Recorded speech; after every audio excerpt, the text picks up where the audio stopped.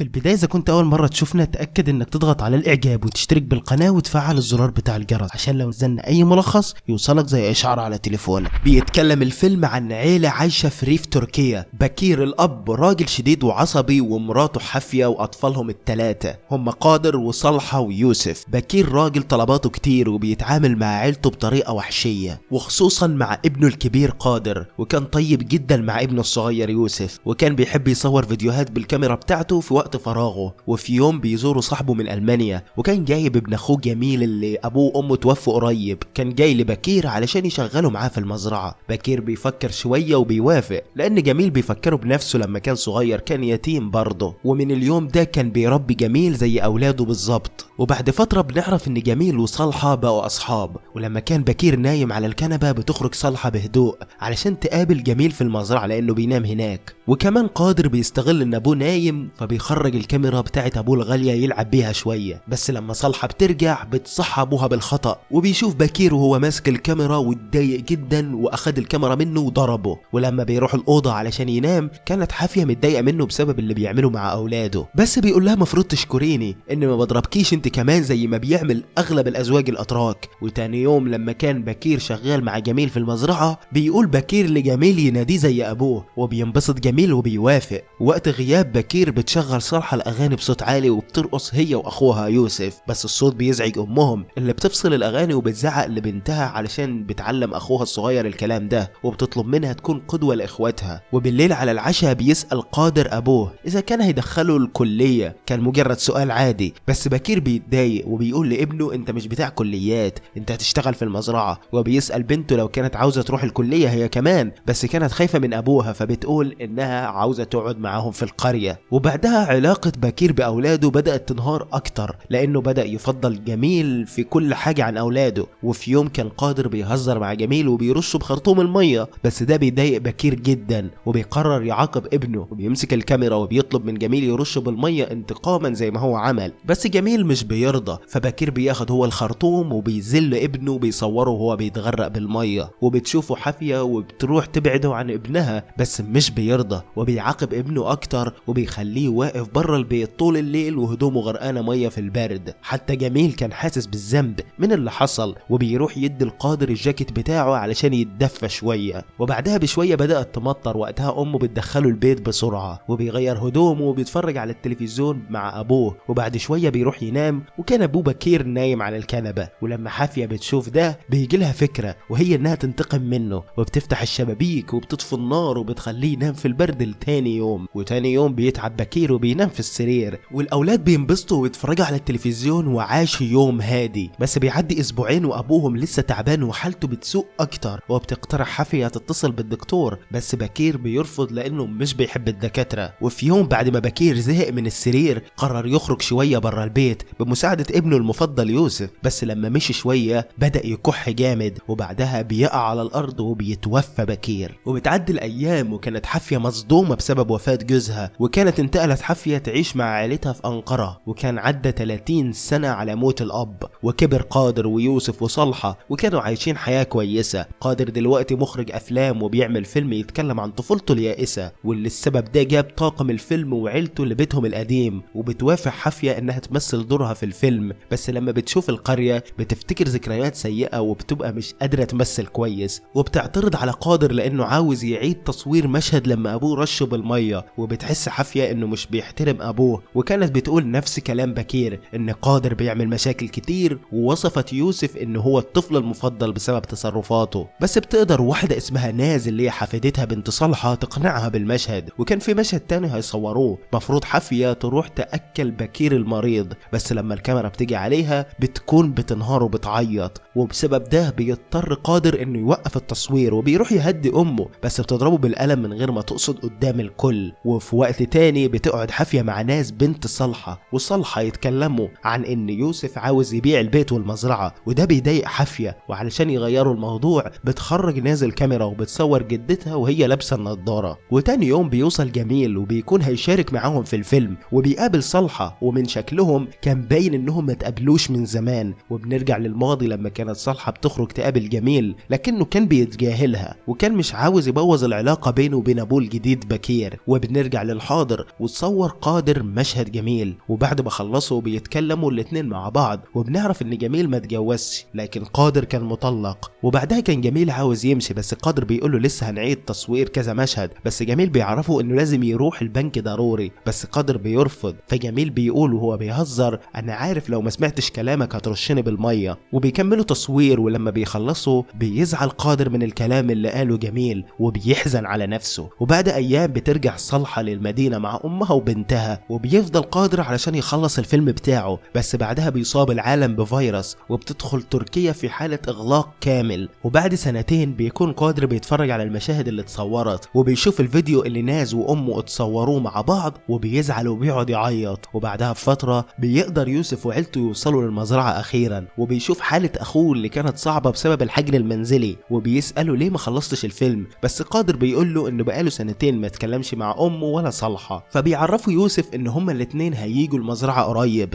ولما كانوا بيتكلموا بينهار قادر ويوسف بيحاول يواسيه، وكان يوسف متأكد ان قادر مخبي حاجة عنهم وان الحاجة دي تقيلة عليه. وتاني يوم بتوصل صالحة وحافية وناز، وكانت حافية حالتها بتسوء بسبب اصابتها بالزهايمر، وكانت بالعافية بتتعرف على الاشخاص اللي حواليها، وبتسأل صالحة اخوها اخبار الفيلم ايه، بس بيقولها لسه ما خلصش بسبب حاجات لسه ما كملتش. وفي الاوضه كانت حافيه حالتها بقت صعبه لدرجه انها بتتخانق مع انعكاسها في الكاميرا. وفي وقت تاني بتروح ناس تطمن على قادر اللي كانت قلقانه من حالته، وبتساله على اللقطه اللي صورتها مع جدتها، بس بالكلام ده بيضايقه وبيكذب وبيقول لها انها اتمسحت. وبالليل بيفكر الاخوات انهم يبيعوا البيت، وكان يوسف صاحب الفكره لانه فقد وظيفته، بس بتعارض صالحه وقادر الفكره. وقتها بيقول يوسف لاخته يعني انت مبسوطه من النفقه اللي طليقك بيديها لك، بس بتتضايقوا منه وبتاخده بره، وبتعرفوا انها مش بتاخد حاجه من طليقها وانها بتكافح علشان تصرف على نفسها وبنتها. ولما يوسف بيسمع الكلام ده بيعتذر وبيبص على اخوه الكبير وبيتكلم معاه، ولما الكلام بيزيد بيضربه. وفجاه بتوصل امهم وبتعترف لاولادها وبتفكرهم باليوم اللي يوسف جه وعرفها ان ابوه وقع على الارض، وبتروح وبتنقله المستشفى. وهناك بكير بيفوق وبيقول لحافيه انه شكله هيموت، وبيعرفها ان لما الاولاد هيكبروا هيفكروا يبيعوا المزرعه لازم تمنعيهم، وكان عاوز احفاده يشوفوا المزرعه اللي جدهم بناها بايده. وبعد ما مات بكير حافيه سمعت الكلام وما باعتش المزرعه، بس رفضت تقعد فيها، وكانت عاوزه تروح انقره، بس بنتها صالحه حاولت تمنعها، بس بتاخدهم غصب عنهم وبتسافر. وفي الحاضر بعد العشاء وقرروا ينبسطوا شويه زي زمان، وبيشغلوا الاغنيه اللي عملت لهم مشاكل مع امهم. وتاني يوم بيوصل جميل بعربيه بكير القديمه بعد ما عدلها، وكان يوسف هو اللي طلب منه يعمل كده، وبيعرفهم ان اخوهم قادر بيزور قبر ابوهم بشكل مستمر لانه مفتقده. وده بيكون صدمه للاخوات لان علاقه ابوهم بقادر كانت مش كويسه. وقت الغدا بتتجمع العيله، ولما حافيه بتتعرف على جميل بتقوم تتحرك ناحيته وبتبدا تهاجمه لانه كان بيقابل صالحه وهو صغير، وبيبان ان حافيه هي اللي حذرت جميل انه يبعد عن بنتها، وده سبب ان جميل كان بيتجاهل صالحه. وقتها بتكون ناس في اوضه قادر وبتصادف لقطه بكير وهو بيرش ميه على قادر، وبعدها بيخرج جميل علشان يمشي وبتديله صالحه اكل معاه. ولما مشي شويه بيرجع تاني وبيعترف لصالحه انها لما كانت في اخر سنه في الكليه سافر لانقره علشان يدور عليها، ولما لقاها قرر يسيبها في حالها لانه شافها سعيده في حياتها الجديده من غيره. وقتها كانت ناس بتتكلم مع قادر وبتساله عن طفولته لو كانت صعبه، فبيقول لها ايوه وكانت الدمعه في عينه، بس بيقول لها انه قدر يتخطاها. وبعدها بتروح ناز لأوضة المونتاج وبتدور على الكاميرا اللي بتلاقيها متخبية في الدرج